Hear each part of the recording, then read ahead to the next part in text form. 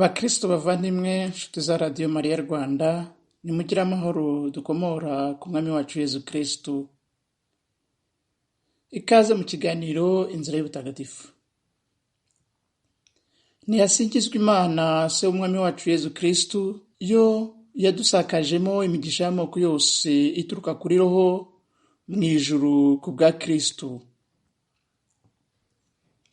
Nguko uko yadutoreye muri we nyine mbere y'ihangwa ry'ibiriho byose, kugira ngo tuzayihore imbere mu rukundo turi intungane n'abazirantenge. Ubutagatifu ni igikorwa cy'ubutatu butagatifu. Mu kiganiro giheruka twagerageje gusesengura inyito inzira y'ubutagatifu. Uyu munsi insanganyamatsiko igira iti: kuba umutagatifu ni ukurushaho gusa na Yezu Kristu. Yezu Kristu niwe waduhishuriye inzira y'ubutagatifu. Muri iki kiganiro muri kumwe na Frere Muhire Celestine. Kuba umutagatifu ni ukurushaho gusa na Kristu. Uko umukristo agenda atera imbere arushaho gusa na Yezu Kristu, niko arushaho kugenda yegera ubutagatifu. Kuba umutagatifu ni ukuba umukristo. Kwibaza ikibazo cyo kuba umutagatifu bisobanura kwibaza ikibazo cyo kumva neza icyo ari cyo umukristo. Kuba umukristo ni ugukurikira Yezu Kristu no kumwigana mu mikorere no mu migenzereze ya buri munsi. Mu yandi magambo, kuba umukristo ni ukubaho neza amasezerano twagiranye n'Imana igihe tubatizwa. Aha niho twumva agaciro k'isakaramento rya batisimu. Hari ibintu bigaragaza umukristo wateye imbere mu bukristo. Umukristo wateye imbere aharanira kuba intangarugero muri byose, atabitewe n'igitekerezo cyo gutanga urugero, ahubwo bitewe n'uko yamenye Kristu byuzuye. Ishyaka ry'ingoro y'Imana riramuharanya. Kubona ikiruhuko mu mukunzi. Kubona ikintu umuntu amaze iminsi agishaka bitera ibyishimo. Nibyo Ivanjili ya Luka itubwira mu mutwe wa 15, aho Yezu akoresha imigani 3: umugani w'intama yazimiye, umugani w'igiceri cyatakaye, n'umugani w'umwana w'ikirara. Ibyishimo bijyana n'ikiruhuko. Iyo umuntu ashoje urugendo aricara akaruhuka. Iyo umuntu ashoje amashuri yumva ashoje ikivi. Iyo umuhinzi yejeje imyaka yumva agize umutekano. Hari ibintu byinshi mu buzima bitera ibyishimo n'ikiruhuko. Abakristu ni abantu bashaka gusa n'Imana no kubana nayo. Kubona Imana nibyo bitanga amahoro n'ikiruhuko. Iyo umuntu ari imbere y'umukunzi we, ibindi bintu ntacyo biba bimaze, biba bisa nk'ibitariho. Mutagatifu Agusitini niwe utubwira ko umutima we utazatuza bibaho utaratura muri Uhoraho. Iyo umuntu ananiwe aba akeneye kujya ahantu hatuje, ndetse rimwe na rimwe hari abahitamo gutega amatwi umuziki utuje. Umuntu aba akeneye kumva akayaga gahuhera mu buzima bwe. Kubona ikiruhuko mu Mana bishatse kuvuga ko umukristo yifitemo ubushobozi bwo kwisohokamo akaba yagumana n'undi. Yezu atumira abantu bose kumusanga kugira ngo muri we baruhuke. Nimungane mwese abarushye n'abaremerewe, nje nzabaruhura. Nimwikorere umutwaro wanjye kandi mundebereho, kuko ngira umutima ugwa neza kandi nkoroshya. Muzamererwa neza mu mutima wanyu. Ivanjili yanditswe na Matayo umutwe wa 11 umurongo wa 28 kugeza ku 29. Kubona ikiruhuko muri Yezu bisaba ibintu bibiri: kugana Yezu no kuba hamwe nawe. kumugana. Icyo roho yifuza ni ukubana n'umukunzi wayo. Umwanditsi w'igitabo cy'indirimbo ihebuje n'utubwira ko umugeni yahagurutse nijoro rwagati akajya gushaka umukunzi we, akaza kubaza abazamu niba batabonye uwo umutima we ukunda.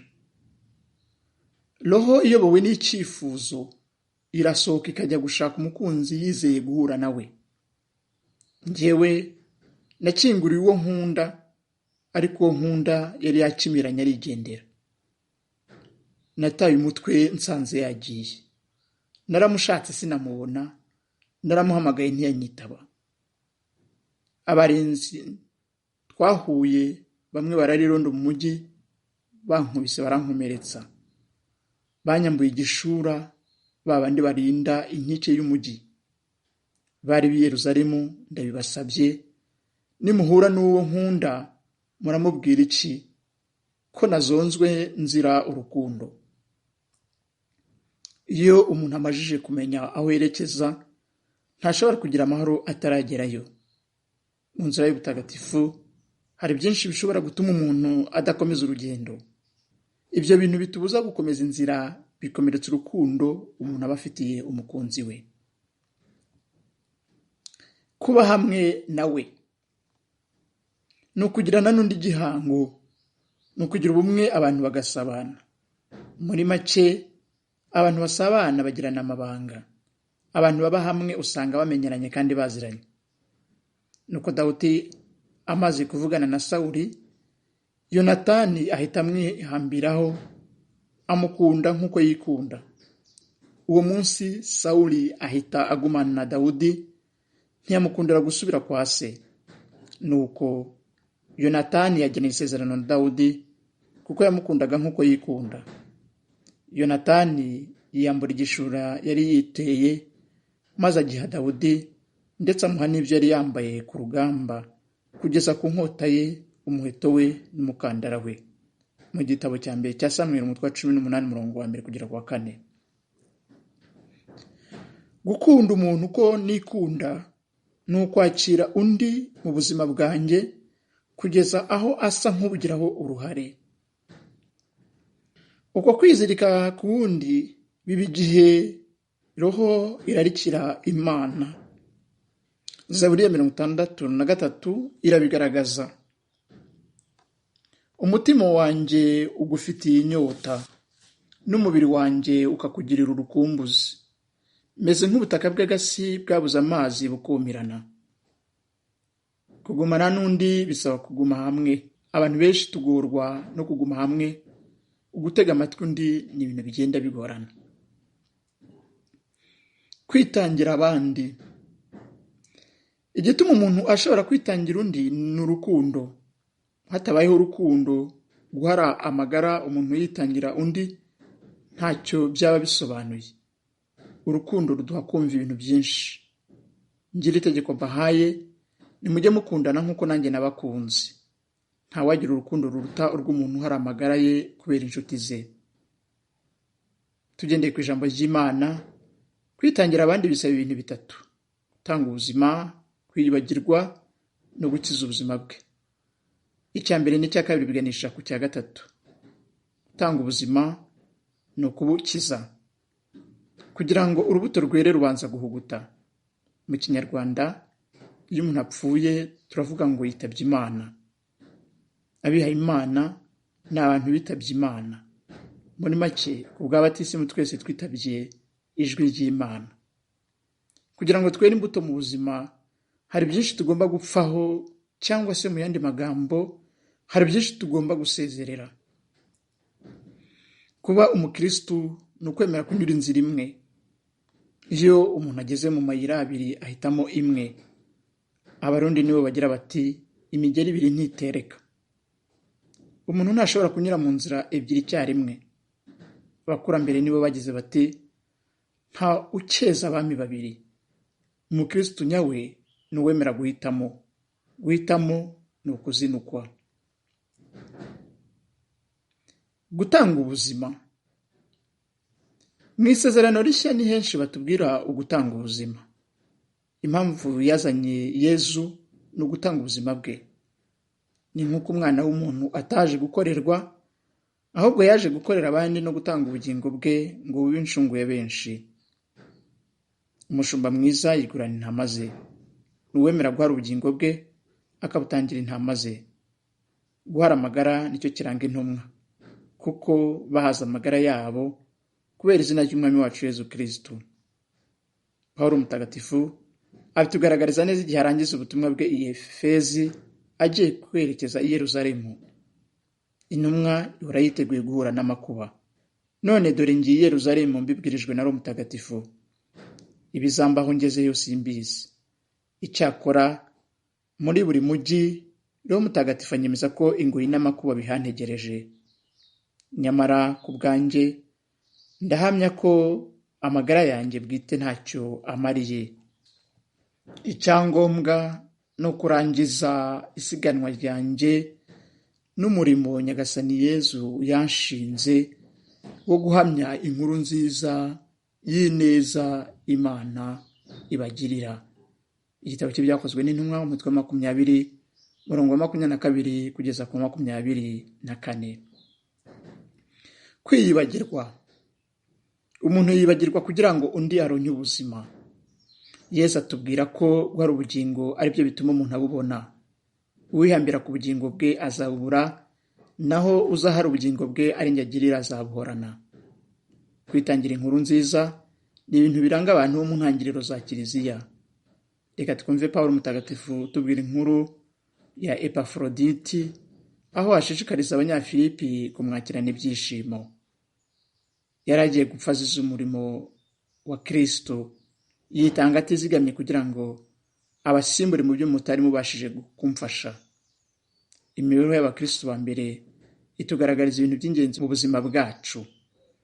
Bahoraga bashishikariye kumva inyigisho z'intumwa, gushyira hamwe ikivandimwe, kumanyurira hamwe umugati no gusenga. Gukiza ubuzima bwe. Kugira ngo umuntu ashobore kubaho akeneye abandi kugeza aho umuntu aba incungu y'abandi. Mutagatifu Kolbe yemeye kwicwa mu kigwi cy'umugabo wari ufite abana bato bakeneye kurerwa. Gukiza ubuzima bisaba kubanza kubutanga nta gahato. Ngicyo igitera data kunkunda, kuko ntanga ubuzima bwanjye kugira ngo mbusubirane. Ntawe ubunyaga, ahubwo ni njye ubwanjye ubutanga. Mfite ububasha bwo kubutanga, nkagira n'ububasha bwo kubwisubiza. Ivanjili uko yanditswe na Yohane, umutwe wa 10, umurongo wa 17 kugeza ku 18. Gukura mu Bukristo. Ikiranga umuntu ukuze ni ukumenya gutandukanya uruhu n'icyatsi. Umuntu ukuze ni umuntu uzi gushyira mu gaciro. Umuntu ukuze usanga ibitekerezo bye bihamye kandi biboneye. Unywa amata gusa aba akiri umwana, ntashobore kugira igitekerezo gihamye ku byaba bitunganye. Abaciye akenge bo batungwa n'ibiryo bikomeye, kuko bafite akamenyero ko gusobanura mu bitekerezo byabo icyiza n'ikibi. Ibaruwa yandikiwe Abahebureyi, umutwe wa 5, umurongo wa 13 kugeza ku wa 14.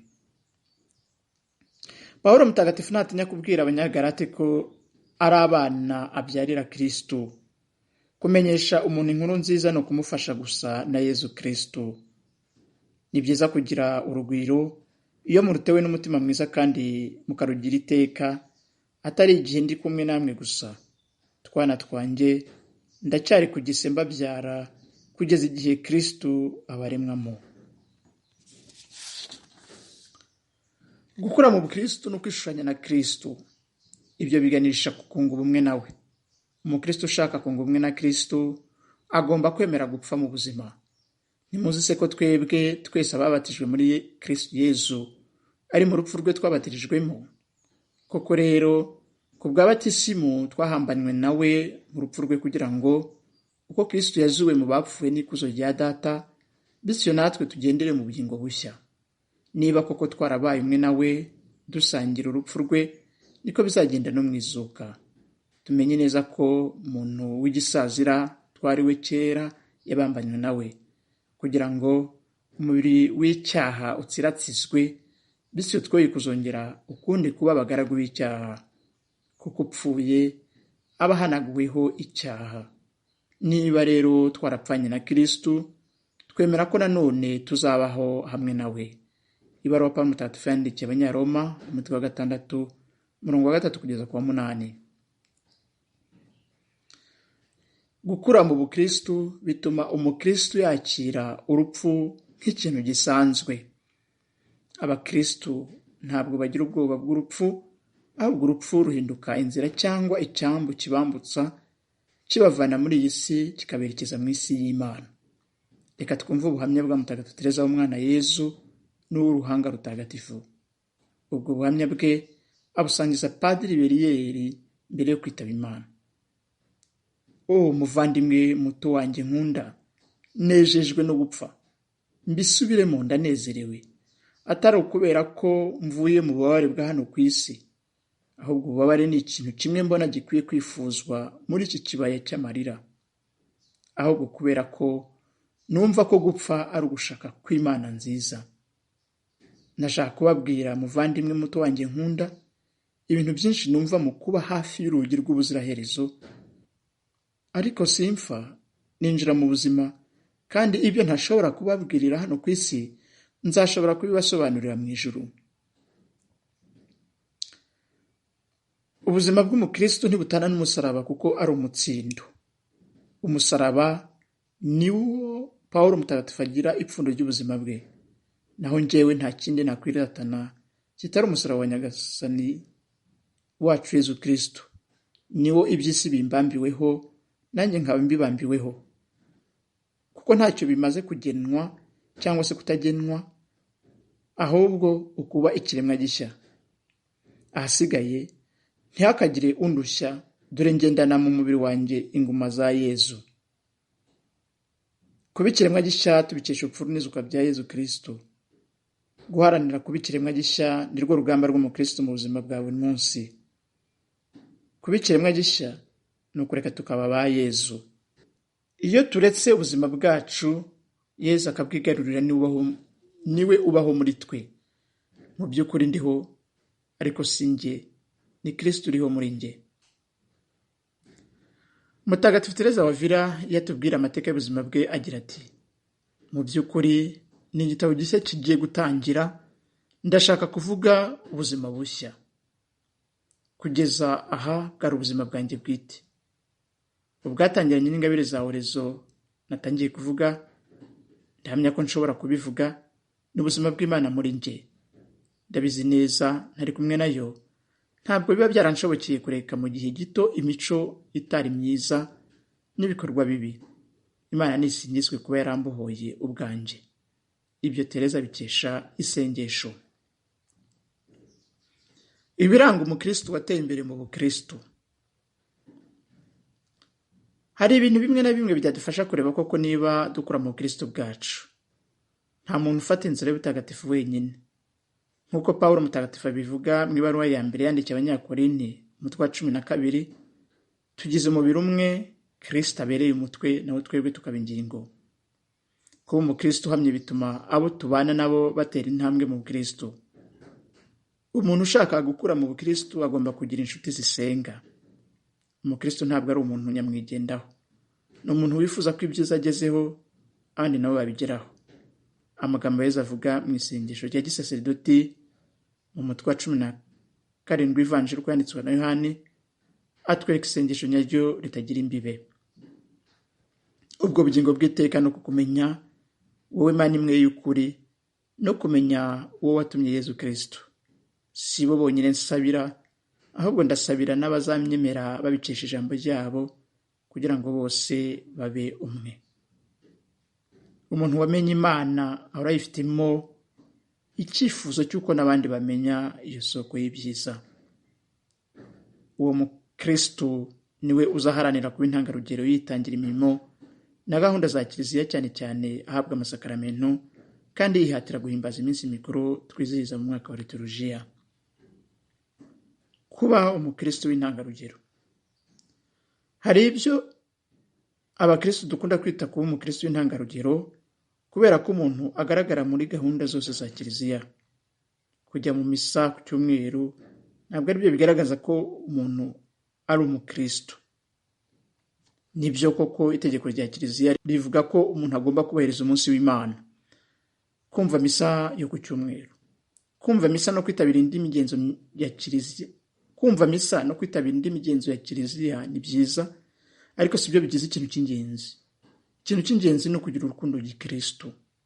Kwitabira gahunda za kiliziya bigaragaza imyitwarire y'umuntu, gusa ntabwo ari ikimenyetso gihamya ko umuntu ari muzima cyangwa se atarwaye mu buzima bwa roho. Kuba umukristo w'intangarugero ni ukumva neza ko umuntu ari umuhamya w'ibintu birenze imyumvire n'ubwenge bwa muntu. Hari abakristo, ubukristo bwacu bugarukira ku bintu dukora, aho uzabona umukristo runaka akubwira ko atanga serivisi runaka mu kiliziya. Ubutagatifu cyangwa se kuba umukristo w'intangarugero bitambutse ibikorwa dukora muri kiliziya. Icyo Imana yitaho ni ukuntu ibintu bikorwa. Muri make, Imana ireba urukundo tugaragaza mu bikorwa binyuranye. Ipfundo ry'ubukristo buhamye ni urukundo. Twibuke ko kuba umutagatifu atari ugushaka ubutungane, ahubwo ari ugushaka Imana yonyine. Mu Ivanjili yanditswe na Matayo, Yesu agira ati, hahirwa abakeye ku mutima kuko bazabona Imana. Umuntu ufite umutima ukeye ni wa wundi utanduza umutima we bitewe n'ikibi akora cyangwa se icyiza akora. Kutandurisha umutima icyiza umuntu akora ni impano y'Imana. Ni ukutagira ikintu na kimwe umuntu yiyitirira. Hari abantu bakora igikorwa cyiza bakaba bavuza inzogera kugira ngo abandi baze barebe. Ni abantu bakora icyiza ariko bakifuza ko izina ryabo ritasibangana. Kuba umukristo w'intangarugero ni ugukora ibintu byiza umuntu agamije ko izina rya Yesu rigaragara. Guhabwa isakaramentu ry'imbabazi. Guhabwa iri sakaramentu rimwe cyangwa se inshuro nyinshi mu mwaka ni igikorwa mbere na mbere cy'umuntu ku giti cye, kuko nta muntu ushobora guhatira undi kujya mu ntebe ya penitensiya cyangwa se ngo umuntu arihabwe ahubutse. Ni isakaramentu risaba kwitegura. Byongeye, iri sakaramentu ni igikorwa cya kiliziya. Mu ntangiriro za kiliziya ryatangirwaga ku mugaragaro. Uwabaga yakoze icyaha bamusezereraga mu ruhame, noneho yazarangiza icyiru cye cyangwa impongano akazakomorerwa ku mugaragaro. Ni isakaramentu abantu benshi badaha agaciro, nyamara ni isakaramentu rifasha umukristo kugera ku umwe n'Imana. Mu isakaramentu ry'imbabazi, Imana yongera kuturemarema bundi bushya. Niyo mpamvu ari isakaramentu rifitanye isano n'isakaramentu rya batisimu. Umukristo usenga mu by'ukuri ntashobora kuvuga ko nta byaha afite. Uko umuntu arushaho kwinjira mu mushyikirano n'Imana, niko arushaho kubona atanogeye Imana. Kereka umuntu aramutse afite umutima unangiye. Uburyo duhabwamo isakaramentu ry'imbabazi butwereka ingano y'ubukristo bwacu. Umuntu ashaka kumenya niba atera imbere mu bukristo bwe, yareba ukuntu ahabwa isakaramentu rya penitensiya. Mu ibaruwa ye ya mbere Mutagatifu Yohani yanditse agira ati, niba tuvuze tuti nta cyaha tugira, tuba twibeshye ubwacu, nta kuri kuba kuturimo. Ariko niba twishinje ibyaha byacu, Imana idahemuka kandi yuje ubutungane izatubabarira ibyaha byacu kandi iduhanagureho icyitwa ubucumuzi cyose. Niba rero tuvuze tuti nta cyaha twigeze dukora, tuba twigize umubeshyi kandi ijambo ryayo ntiritubemo. Guhimbaza umwaka wa liturujia. Gukurikirana iminsi mikuru ihimbazwa muri kiliziya ku buryo buhoraho ni umwitozo mu buzima bwa gikristo. Umukristo yakagombye guhimbaza iminsi mikuru nk'uko kiliziya, umugeni wa Kristo, adahwema kubona ubushya mu minsi mikuru: Noheli, ububabare, izuka no kuza kwa Roho Mutagatifu. Usanga kenshi byarabaye akamenyero kugeza aho tuba tutagishobora guha agaciro ubwiza bw'amasakaramentu. Iminsi mikuru inyuranye muri kiliziya iduhishurira ubukungu bw'ijambo ry'Imana. Nk'uko tumaze kubibona rero, gushaka kuba umutagatifu no gukora uko umuntu ashoboye agasa na Yezu Kristo. Muri make ni ugushyira mu ngiro amagambo ya Mutagatifu Pawulo mu ibaruwa ye yandikiye Abanyafilipi: nimugire mu mitima yanyu amatwara ahuje na Kristo Yezu ubwe, nubwo we yari afite imimerere imwe n'iy'Imana, ntiyagundiriye kureshya nayo. Gukurikira no kwigana Yezu nicyo kintu cyaranze ubuzima bw'abatagatifu mu buzima bwabo. Akaba ari cyo natwe abakristo duharanira, gusa na Yezu Kristo. Mu kiganiro gitaha tuzaganira ku nsanganyamatsiko igira iti umutuzo mu buzima bw'umukristo. Ikiganiro Inzira y'Ubutagatifu mugitegurirwa kandi mukakigezwaho n'umuryango w'Abakarume n'Abakarumelita mu Rwanda. Uyu munsi mwaganirirwaga na Frere Muhire Celestine. Uwashaka kugira ibitekerezo twungura kuri ibi biganiro yahamagara kuri nimero zikurikira za telefoni igendanwa: 0788 68 94 45 2. Mwamikazi bwiza bwa Karumeli, udusabire.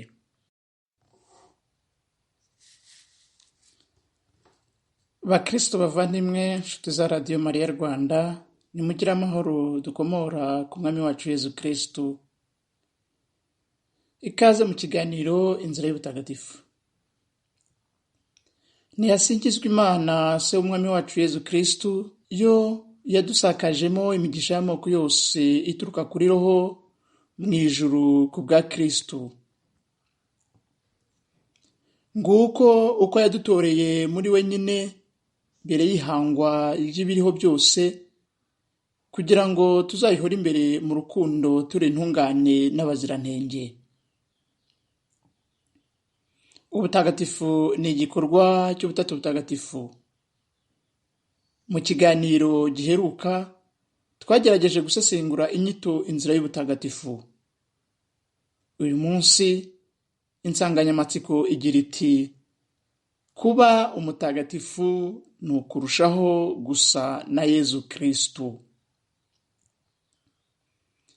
Yezu Kristo niwe waduhishuriye inzira y'ubutagatifu. Muri iki kiganiro muri kumwe na Frere Muhire Celestine. Kuba umutagatifu ni ukurushaho gusa na Kristo. Uko umukristo agenda atera imbere arushaho gusa na Yezu Kristo, niko arushaho kugenda yegera ubutagatifu. Kuba umutagatifu ni ukuba umukristo. Kwibaza ikibazo cyo kuba umutagatifu bisobanura kwibaza ikibazo cyo kumva neza icyo ari cyo umukristo. Kuba umukristo ni ugukurikira Yezu Kristo no kumwigana mu mikorere no mu migenzereze ya buri munsi. Mu yandi magambo, kuba umukristo ni ukubaho neza amasezerano twagiranye n'Imana igihe tubatizwa. Aha niho twumva agaciro k'isakramento rya batisimo. Hari ibintu bigaragaza umukristo wateye imbere mu bukristo. Umukristo wateye imbere aharanira kuba intangarugero muri byose, atabitewe n'igitekerezo cyo gutanga urugero, ahubwo abitewe n'uko yamenye Kristo byuzuye. Ishyaka ry'ingoro y'Imana riramuharanya. Kubona ikiruhuko mu mukunzi. Kubona ikintu umuntu amaze iminsi agishaka bitera ibyishimo. Nibyo Ivanjili ya Luka itubwira mu mutwe wa 15, aho Yezu akoresha imigani 3: umugani w'intama yazimiye, umugani w'igiceri cyatakaye, n'umugani w'umwana w'ikirara. Ibyishimo bijyana n'ikiruhuko. Iyo umuntu ashoje urugendo aricara akaruhuka. Iyo umuntu ashoje amashuri yumva ashoje ikivi. Iyo umuhinzi yejeje imyaka yumva agize umutekano. Hari ibintu byinshi mu buzima bitera ibyishimo n'ikiruhuko. Abakristo ni abantu bashaka gusa n'Imana no kubana nayo. Kubona Imana nibyo bitanga amahoro n'ikiruhuko. Iyo umuntu ari imbere y'umukunzi we, ibindi bintu ntacyo biba bimaze, biba bisa nk'ibitariho. Mutagatifu Agusitini niwe utubwira ko umutima we utazatuza bibaho utaratura muri Uhoraho. Iyo umuntu ananiwe aba akeneye kujya ahantu hatuje, ndetse rimwe na rimwe hari abahitamo gutega amatwi umuziki utuje. Umuntu aba akeneye kumva akayaga gahuhera mu buzima bwe. Kubona ikiruhuko mu Mana bishatse kuvuga ko umukristo yifitemo ubushobozi bwo kwisohokamo akaba yagumana n'undi. Yesu atumira abantu bose kumusanga kugira ngo muri we baruhuke. Nimungane mwese abarushye n'abaremerewe, nje nzabaruhura. Nimwikorere umutwaro wanje kandi mundebereho, kuko ngira umutima ugwa neza kandi nkoroshya. Muzamererwa neza mu mutima wanyu. Ivanjili yanditswe na Matayo umutwe wa 11 umurongo wa 28 kugeza ku 29. Kubona ikiruhuko muri Yesu bisaba ibintu bibiri: kugana Yesu no kuba hamwe nawe. Kumugana. Icyo roho yifuza no kubana n'umukunzi wayo. Umwanditsi w'igitabo cy'indirimbo ihebuje n'utubwira ko umugeni yahagurutse nijoro rwagati akajya gushaka umukunzi we. Akaza kubaza abazamu niba batabonye uwo umutima wukunda. Roho iyobowe n'icyifuzo irasohoka ikajya gushaka umukunzi yizeye guhura nawe. Njyewe nakinguriye uwo nkunda, ariko uwo nkunda yari yakimiranye arigendera. Nataye umutwe nsanze yagiye. Naramushatse sinamubona, naramuhamagaye ntiyanyitaba. Abarenzi twahuye bamwe bararirondo mu mujyi, bankubise barankomeretsa. Banyambuye igishura, babandi barinda inkike y'umujyi. Bari b'i Yerusalemu, ndabibasabye, nimuhura n'uwo nkunda muramubwira iki? Ko nazonzwe nzira urukundo. Iyo umuntu amajije kumenya aho yerekeza, ntashobora kugira amahoro ataragerayo. Mu nzira y'ubutagatifu hari byinshi bishobora gutuma umuntu adakomeza urugendo. Ibyo bintu bitubuza gukomeza inzira bikomeretsa urukundo umuntu aba afitiye umukunzi we. Kuba hamwe nawe ni ukugirana n'undi gihango, ni ukugira ubumwe abantu bagasabana. Muri make, abantu basabana bagirana amabanga. Abantu baba hamwe usanga bamenyeranye kandi baziranye. Nuko Dawudi amaze kuvugana na Sawuli, Yonatani ahita amwihambiraho, amukunda nk'uko yikunda. Uwo munsi Sawuli ahita agumana na Dawudi, ntiyamukundira gusubira kwa se. Nuko Yonatani yageneye isezerano na Dawudi kuko yamukundaga nk'uko yikunda.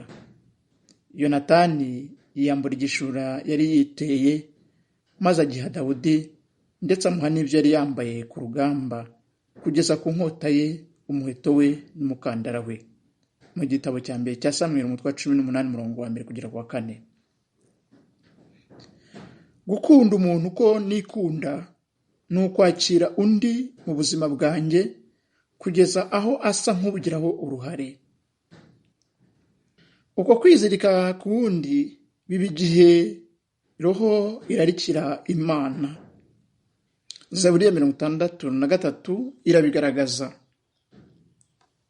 Umutima wanjye ugufitiye inyota, n'umubiri wanjye ukakugirira urukumbuzi.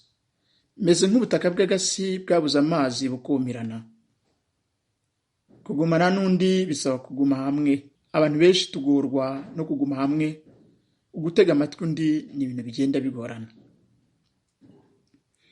Kwitangira abandi. Igituma umuntu ashobora kwitangira undi ni urukundo. Hatabayeho urukundo, guhara amagara umuntu yitangira undi ntacyo byaba bisobanuye. Urukundo ruduha kumva ibintu byinshi. Ngira itegeko mbahaye, nimujye mukundana nk'uko nanjye nabakunze. Ntawagira urukundo ruruta urw'umuntu uhara amagara ye kubera inshuti ze. Tugendeye ku ijambo ry'Imana, kwitangira abandi bisaba ibintu bitatu: gutanga ubuzima, kwiyibagirwa no gukiza ubuzima bwe. Icya mbere n'icya kabiri biganisha ku cya gatatu. Gutanga ubuzima ni ukubukiza. Kugira ngo urubuto rwere rubanza guhuguta. Mu Kinyarwanda, iyo umuntu apfuye turavuga ngo yitabye Imana. Abihaye Imana ni abantu bitabye Imana. Muri make ku bw'abatisimu twese twitabye ijwi ry'Imana. Kugira ngo twere imbuto mu buzima hari byinshi tugomba gupfaho, cyangwa se mu yandi magambo hari byinshi tugomba gusezerera. Kuba umukristu ni ukwemera kunyura inzira imwe. Iyo umuntu ageze mu mayira abiri ahitamo imwe. Abarundi nibo bagira bati imigeri ibiri ntitereka. Umuntu ntashobora kunyura mu nzira ebyiri icyarimwe. Abakurambere nibo bagize bati nta ukeza abami babiri. Umukristu nyawe ni uwemera guhitamo. Guhitamo ni ukuzinukwa. Gutanga ubuzima. Mu isezerano rishya ni henshi batubwira ugutanga ubuzima. Impamvu yazanye Yezu ni ugutanga ubuzima bwe. Ni nk'uko umwana w'umuntu ataje gukorerwa, ahubwo yaje gukorera abandi no gutanga ubugingo bwe ngo bube incungu ya benshi. Umushumba mwiza yigurana intama ze. Ni uwemera guhara ubugingo bwe akabutangira intama ze. Guhara amagara nicyo kiranga intumwa, kuko bahaza amagara yabo kubera izina ry'Umwami wacu Yezu Kristo. Pawulo Mutagatifu abitugaragariza neza igihe arangiza ubutumwa bwe i Efezi agiye kwerekeza i Yerusalemu. Intumwa ihora yiteguye guhura n'amakuba. None dore ngiye i Yerusalemu mbibwirijwe na Roho Mutagatifu. Ibizambaho ngezeyo simbizi. Icyakora muri buri mujyi Roho Mutagatifu anyemeza ko ingoyi n'amakuba bihantegereje. Nyamara ku bwanjye ndahamya ko amagara yanjye bwite ntacyo amariye. Icyangombwa no kurangiza isiganwa ryanjye n'umurimo Nyagasani Yezu yanshinze wo guhamya inkuru nziza y'ineza Imana ibagirira. Igitabo cy'Ibyakozwe n'Intumwa umutwe wa 20 umurongo wa 22 kugeza ku 24. Kwiyibagirwa. Umuntu yibagirwa kugira ngo undi aronke ubuzima. Yesu atubwira ko guhara ubugingo ari byo bituma umuntu abubona. Uwihambira ku bugingo bwe azabubura, naho uzahara ubugingo bwe ari njye agirira azabuhorana. Kwitangira inkuru nziza ni ibintu biranga abantu bo mu ntangiriro za Kiliziya.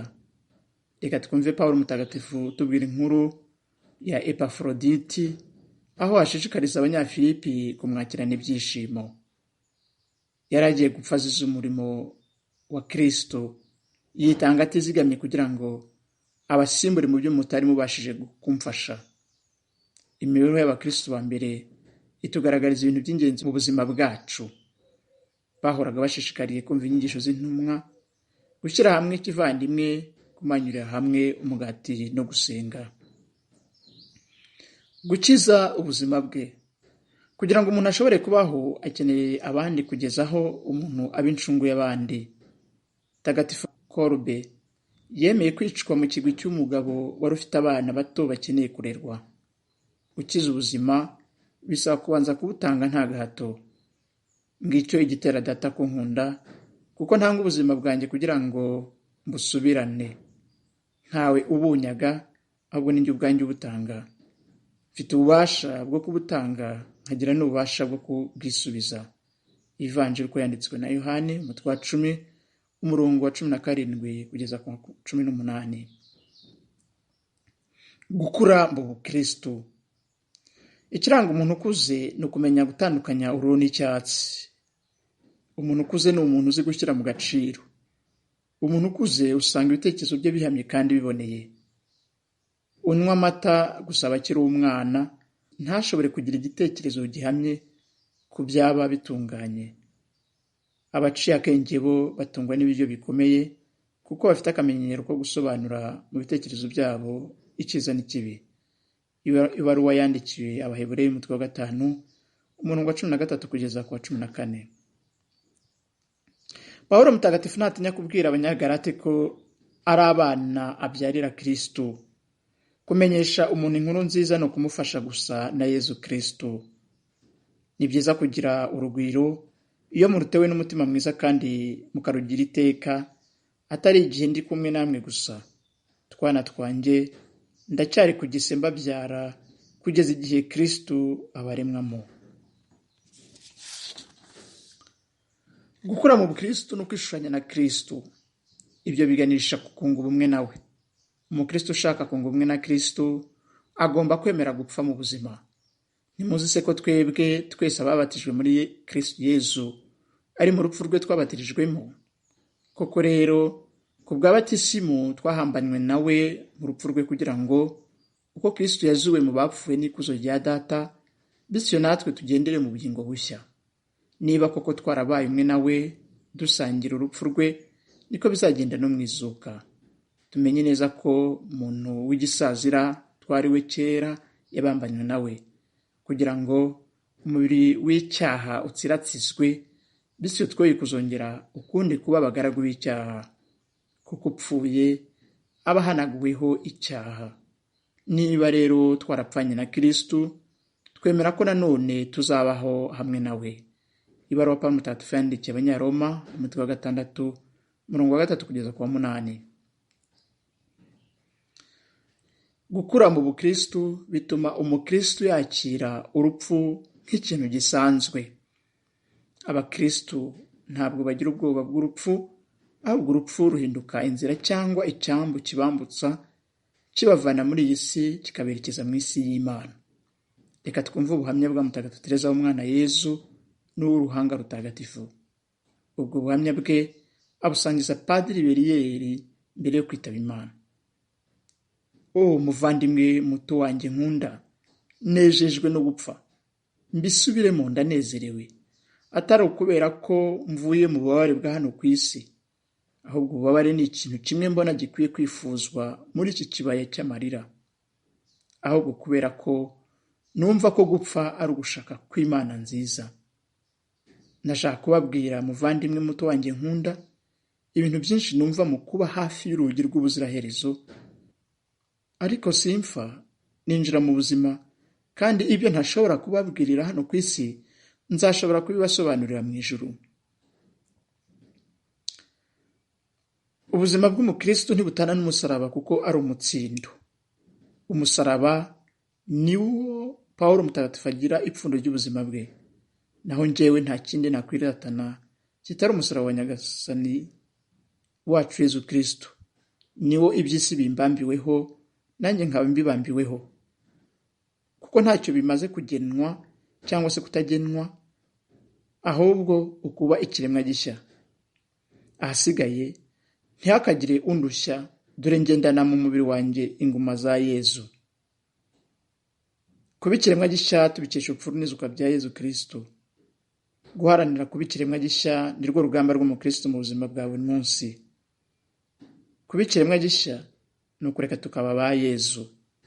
Iyo turetse ubuzima bwacu, Yezu akabwigarurira, niwe ubaho muri twe.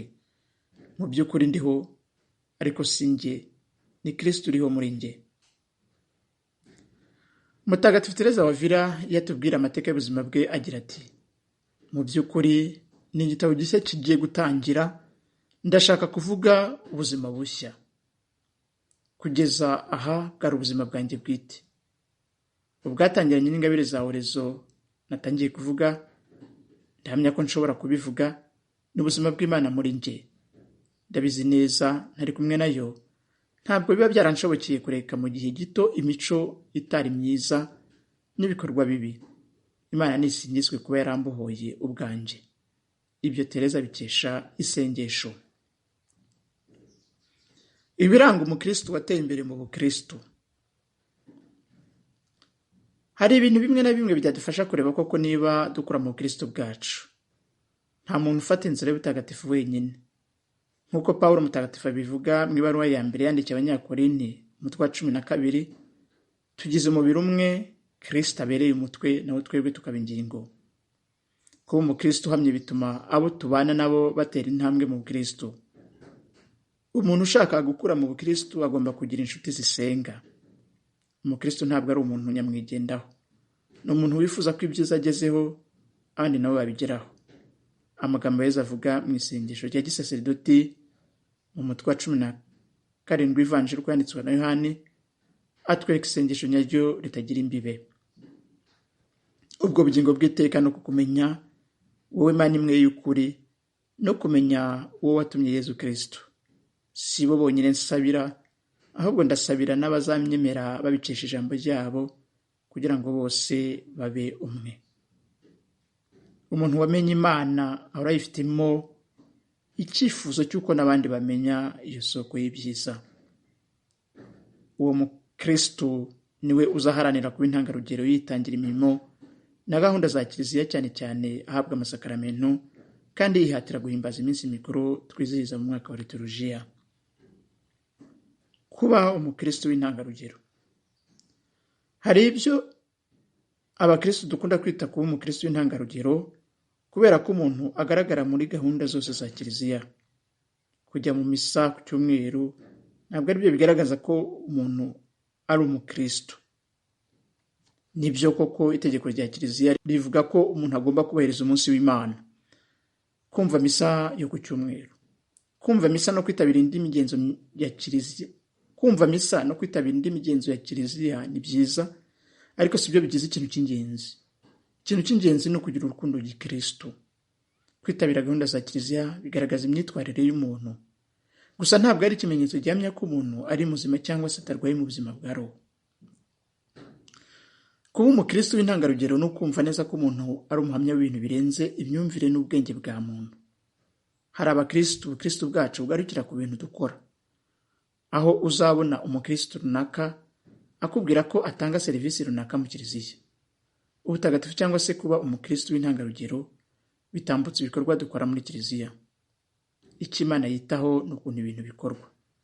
Muri make, Imana ireba urukundo tugaragaza mu bikorwa binyuranye. Ipfundo ry'ubukristo buhamye ni urukundo. Twibuke ko kuba umutagatifu atari ugushaka ubutungane, ahubwo ari ugushaka Imana yonyine. Mu Ivanjili yanditswe na Matayo, Yezu agira ati, hahirwa abakeye ku mutima kuko bazabona Imana.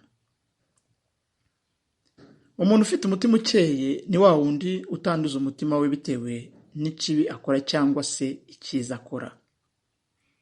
Kutandurisha umutima icyiza umuntu akora ni impano y'Imana.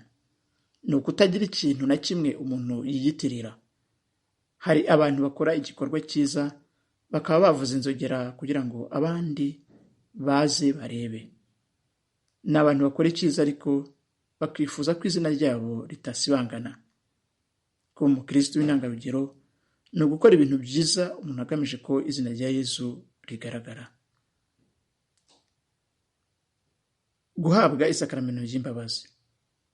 Guhabwa iri sakaramentu rimwe cyangwa se inshuro nyinshi mu mwaka ni igikorwa mbere na mbere cy'umuntu ku giti cye, kuko nta muntu ushobora guhatira undi kujya mu ntebe ya penitensiya cyangwa se ngo umuntu arihabwe ahubutse.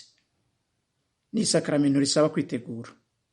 Byongeye, iri sakaramentu ni igikorwa cya Kiliziya. Mu ntangiriro za Kiliziya ryatangirwaga ku mugaragaro. Uwabaga yakoze icyaha bamusezereraga mu ruhame, noneho yazarangiza icyiru cye cyangwa impangano akazakomorerwa ku mugaragaro. Ni isakaramentu abantu benshi badaha agaciro, nyamara ni isakaramentu rifasha umukristo kugera ku umwe n'Imana.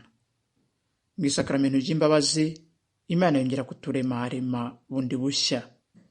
Niyo mpamvu ari isakaramentu rifitanye isano n'isakaramentu rya batisima. Umukristo usenga mu by'ukuri ntashobora kuvuga ko nta byaha afite. Uko umuntu arushaho kwinjira mu mushyikirano n'Imana, niko arushaho kubona atanogeye Imana. Kereka umuntu aramutse afite umutima unangiye. Uburyo duhabwamo isakaramentu ry'imbabazi butwereka ingano y'ubukristo bwacu. Umuntu ashaka kumenya niba atera imbere mu bukristo bwe, yareba ukuntu ahabwa isakaramentu rya penitensiya. Mu ibaruwa ye ya mbere Mutagatifu Yohani yanditse agira ati, niba tuvuze tuti nta cyaha tugira, tuba twibeshye ubwacu, nta kuri kuba kuturimo. Ariko niba twishinje ibyaha byacu, Imana idahemuka kandi yuje ubutungane izatubabarira ibyaha byacu kandi iduhanagureho icyitwa ubucumuzi cyose. Niba rero tuvuze tuti nta cyaha twigeze dukora, tuba twigize umubeshyi kandi ijambo ryayo ntiritubemo. Guhimbaza umwaka wa liturujia. Gukurikirana iminsi mikuru ihimbazwa muri kiliziya ku buryo buhoraho ni umwitozo mu buzima bwa gikristo. Umukristo yakagombye guhimbaza iminsi mikuru nk'uko kiliziya, umugeni wa kristo, adahwema kubona ubushya mu minsi mikuru: Noheli, ububabare, izuka no kuza kwa Roho Mutagatifu. Usanga kenshi byarabaye akamenyero kugeza aho tuba tutagishobora guha agaciro ubwiza bw'amasakaramentu. Iminsi mikuru inyuranye muri kiliziya iduhishurira ubukungu bw'ijambo ry'Imana. Nk'uko tumaze kubibona rero, gushaka kuba umutagatifu no gukora uko umuntu ashoboye agasa na Yezu Kristo. Muri make no gushyira mu ngiro amagambo ya Mutagatifu Pawulo mu ibaruwa ye yandikiye Abanyafilipi: nimugire mu mitima yanyu amatwara ahuje na Kristo Yezu ubwe. Nubwo we yari afite imimerere imwe n'Imana, ntiyagundiriye kureshya nayo. Gukurikira no kwigana Yezu nicyo kintu cyaranze ubuzima bw'abatagatifu mu buzima bwabo. Akaba ari cyo natwe abakristo duharanira, gusa na Yezu Kristo. Mu kiganiro gitaha tuzaganira ku nsanganyamatsiko igira iti umutuzo mu buzima bw'umukristo. Ikiganiro Inzira y'Ubutagatifu mugitegurirwa kandi mukakigezwaho n'umuryango w'Abakarume n'Abakarumelita mu Rwanda. Uyu munsi mwaganirirwaga na Frere Muhire Celestine. Uwashaka kugira ibitekerezo twungura kuri ibi biganiro yahamagara kuri nimero zikurikira za telefoni igendanwa: 0788 68 94 45 2. Mwamikazi bwiza bwa Karumeli, udusabire.